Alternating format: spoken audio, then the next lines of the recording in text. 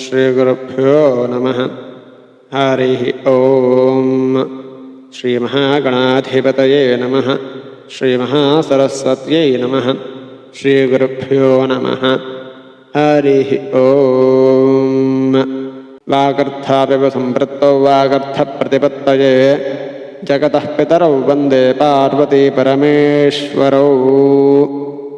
పరమేశ్వరస్వరూపమైన శ్రీ శివమహాపురాణ పఠనమునకు నమస్కారం. ఇక ఈ వీడియోలో శివుడు దక్షుడిని బ్రతికించుట అనే ఘట్టం గురించి తెలుసుకుందాం. మునపటి వీడియోలో తెలుసుకున్నాం కదా, బ్రహ్మ విష్ణువులు చేతికి భూమి మీద దండం వలేబడి నమస్కరించి క్షమాపణ చెప్పుకున్నారని, ఈ ఘట్టంలో కరుణాసముద్రుడైన పరమేశ్వరుడు వాళ్ళందరినీ ఓదార్చి గొప్ప అనుగ్రహంతో ఇలా అంటున్నాడు: ఓ దేవశ్రేష్ఠులారా, నేను యథార్థాన్ని చెబుతున్నాను, సావధానంగా వినండి. మీరు నాపై చూపిన కోపాన్ని సహించాను. బాలురు చేసిన పాపాలను నేను ఎప్పటికీ పట్టించుకోను. వారి బాల్యాన్ని మాత్రమే పరిగణిస్తాను. వారు నా మాయాకృష్టులై ఉంటారు కనుక దండాన్ని ప్రయోగించను. దక్షయజ్ఞాన్ని ధ్వంసం చేసింది నేను కాదు. ఇతరుల అభివృద్ధిని చూసి ఓర్వలేని వాడు, ద్వేషించేవాడు తానే స్వయంగా భ్రష్టుడవుతాడు కదా. కనుక ఇతరుల ఉన్నతిని చూసి అసూయపడరాదు, ద్వేషించరాదు.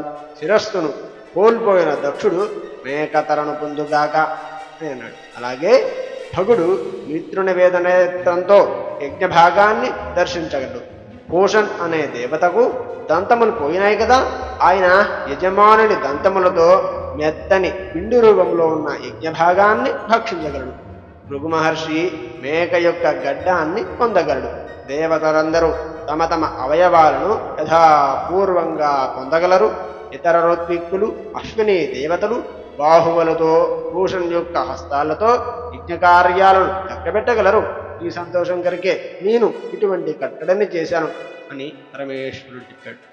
శంకరుని దయకు దేవతలంతా సాధు సాధు అని ఆనందంతో అరిచారు.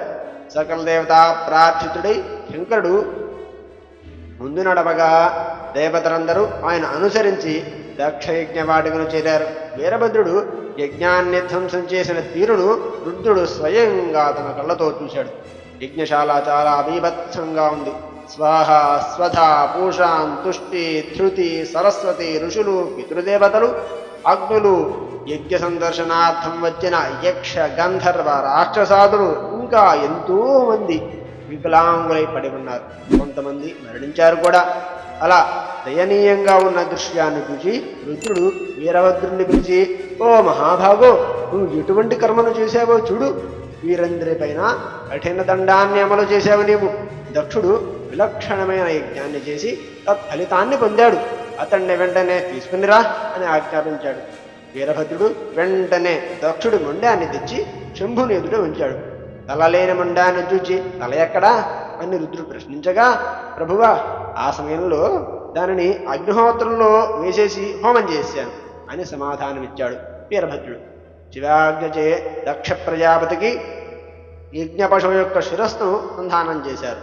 దేవతలు శంకరుని కృపాదృష్టి దక్షుని దేహంపై ప్రసరించగానే నిద్ర నుండి లేచిన వారిని వలె లబ్ధ ప్రాణియే లేచి నుంచున్నాడు. దక్కిన దృగ్వాది దేవతలంతా స్వస్థులయ్యారు, అనగా వారు కూడా లేచి కూర్చున్నారట. పునర్జీవితుడైన దక్షుడు శివావలోకనంతో నిర్మత కరుణుడై క్షమాపరాధ స్తోత్రాన్ని పడిద్దామనుకున్నాడు. కానీ మృతురాలైన కుమార్తె గుర్తుకు రావటంతో అతని కంఠం పలకలేదు.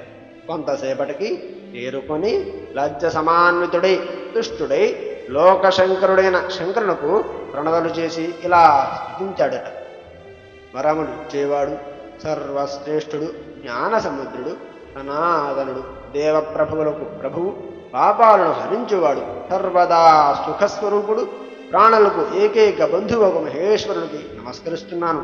జగత్తుకు అధీశ్వరుడు, జగత్స్వరూపుడు, పురాతనుడు, పరబ్రహ్మయే స్వయ ఆత్మ కలిగినవాడు, ప్రాణులను సంహరించువాడు, జగత్తులోని పదార్థముల ఉనికికి ఆధారమైన వాడు, పరాత్పరుడు అయిన శంకరుడికి మరలా నమస్కరిస్తున్నాను. ఓ దేవదేవ, మహాదేవ, దయచూపు, నీకు నమస్కారము శంభో, దయానిధి, నేను చేసిన అపరాధాన్ని క్షమింపు. హే శంకర, నువ్వు నన్ను దండించే మిషతో అనుగ్రహాన్ని చేశావు. దేవా, నిన్ను దుష్టుడను మూర్ఖుడిని కూడా ఈ తత్వాన్ని తెలుసుకోలేకపోయాను. ఇప్పుడు తెలుసుకున్నాను. నువ్వు అందరికంటే పైవాడువు. విష్ణు బ్రహ్మాదులు నిన్నే సేవిస్తారు. కల్పవృక్షం వంటి వాడవు. దుష్టులను దండిస్తావు. స్వతంత్రుడవు, భక్తాభీష్ట వరప్రదుడవు, పరమేశ్వరుడైన నువ్వు నీ ఆత్మతత్వాన్ని లోకంలో ప్రవర్తిల్ల చేయటం కోసం విద్యా తపస్సు మాత్రమే ప్రధానంగా ఆచరించే బ్రాహ్మణులను నీ ముఖం నుండే సృష్టించావు. పశువుల కాపరి పశువులను పాలించే తీరున నీ భక్తులను రక్షిస్తూ ఉంటున్నావు. నువ్వు మర్యాద పాల్గొడవు. దుష్టులపై దండ ప్రయోగం చేస్తావు. నువ్వు దురాక్తులనే బాణాలచే నిన్ను గాయపరిచాను. నేను నా మాటలతో నిన్ను గాయపరిచాను, అయినా నన్ను అనుగ్రహించాను. అలాగే ఈ దేవతలను కూడా అనుగ్రహించు. ఓ దీనబంధో శంభో భక్తవత్సల, నువ్వు భగవానుడవు, పరాత్ముడవు. నువ్వు సృష్టించుకున్న ఈ విస్తారమైన జగత్తులో ఆనందరూపుడుపై ఉన్నావు అని అన్నాడు దక్షుడు. ఈ విధంగా దక్ష ప్రజాపతి మహాదేవుని స్తుతించి మౌనాన్ని వహించాడు. అప్పుడు విష్ణువు నమస్కరించి బాష్టవార సంకులమైన నేత్రములతో ఇలా స్తుతించాడు విష్ణుమూర్తి కూడా. ఓ మహాదేవ, మహేశ్వర, లోకానుగ్రహకారక, దీనబంధో, దయానిధి, పరబ్రహ్మవు, పరమాత్మవు నీవే కదా.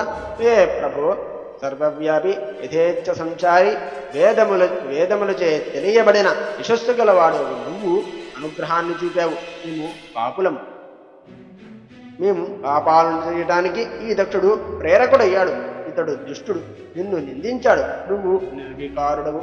ఆ దోషాన్ని మన్నించి శంకర ఆజ్ఞంచే నేను కూడా నీయందు అపరాధం చేశాను. నా భక్తుడైన దక్షపక్షపాతినై నీ గణాధ్యక్షుడనైన వీరభద్రుడితో యుద్ధం కూడా చేశాను. నాకు స్వామివి, పరబ్రహ్మవు నీవే. ఓ సదాశివ, నేను నీ దాస్యుడను. నువ్వు అందరికీ తండ్రివి. నన్ను కూడా సర్వదా రక్షించు అని వేడుకున్నాడు విష్ణుమూర్తి. ఆ తరువాత పితామహుడైన బ్రహ్మ సముచితంగా ఇలా ప్రార్థించాడు. ఓ దేవదేవా, కరుణాసాగర, నువ్వు స్వతంత్రుడవు, పరమాత్మవు, అద్వితీయుడవు, అవ్యుడవు. నీకు జరిగిన అవమానాన్ని లెక్కించకుండా నా కుమారుడిపై అనుగ్రహాన్ని చూపించావు. ఈ యజ్ఞం చాలా అసంపూర్ణంగా మిగిలిపోవడంలో క్షమహేతువు కాగలదు కదా. కనుక దీనిని ఉద్ధరించి పరిసమాప్తి చెయ్యండి. ప్రసన్నుడవై శాపాను నిరాకరించు.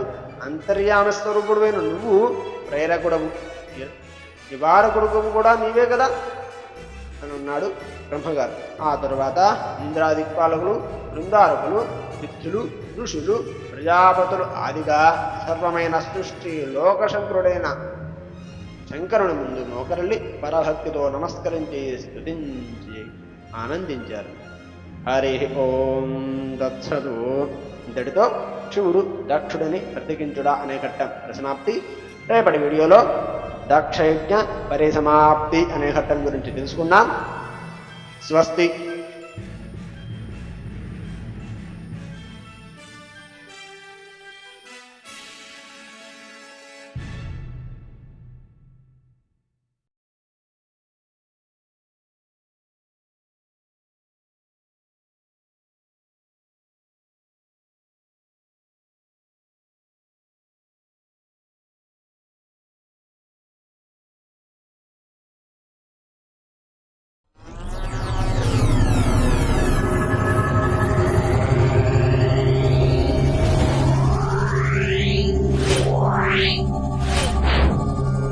Meow.